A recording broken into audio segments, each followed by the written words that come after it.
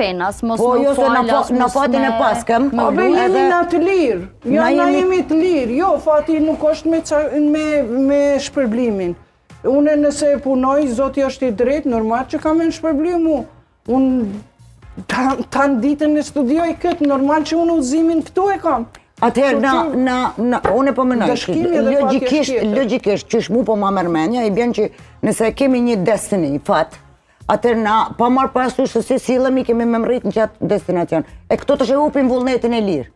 Qito e hupin vullnetin e lirë.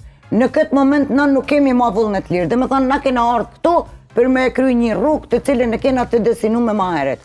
E këto të shbim desh me të gjitha që ka folim deri sot. Në momentin që na nuk vendosim, Çka vendosim? Çka vendosim na Iqbal? Çka vendosim për vetën tonë? Çka vendos ti për jetën tonë? Unë e kam vullnetin e lirë. Çdo krijesë Zoti e ka kriju të lirë. E nëse e kam edhe unë vullnetin e lirë. Paraprakisht, nëse kjo libër nuk ka arti, ose Bibla për të krishterin, nuk i ka ndorë, sepse na libra ti majmë Kuranin e majmë vetëm në përrafte për zbukurim. Nëse ti e ke vullnetin e lirë, e kam edhe unë. Nëse jam e udhëzuar, edhe fatin kam e tërhek ma herët, o ndikush e tërhek fatin e vetë moshën 40 vjeqare, sepse ka dash derin 30, andej këndej, Jo, ma nuk ka dasht e ka pas kismet. Se ky e vlatë, ky person... Nuk ka dasht, a i e ka pas fat. Nëse veç e ki fatin e ki dhe të përcaktum që kur ka me tarë qaj fat.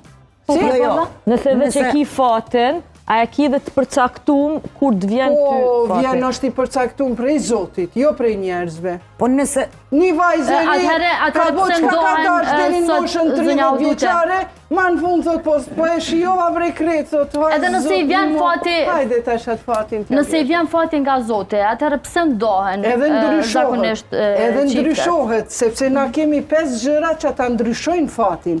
Njëra është leximi i Kuranit, lutja e fëmijëve për prindrit, lutja e prindërve për fëmijët, e katërta është vizita e të afërmve dhe e pesta sadakaja.